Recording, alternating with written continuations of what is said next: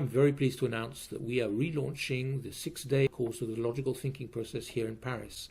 It's going to be hosted by Thorsten Sigurdsson. Thorsten, can you tell us about it? So what we will be doing is basically the 6-day course that Bill Detmer has been running for many years in Paris, and I'm now taking over as the lead instructor in that course. We'll start with 3 days in a row, then a weekend between, and then 3 days after. We go through the whole of the process. We start with defining the goal and critical success factors.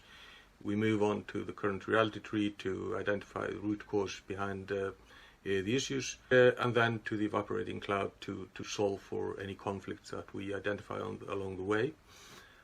And then we go into the future reality tree analysis to test out basically the solutions that we found, that they actually work, that they don't lead to unintended consequences, and we work around those if they come up. Then we end up with the prerequisite tree, which is basically about identifying the obstacles to implementation and overcoming those.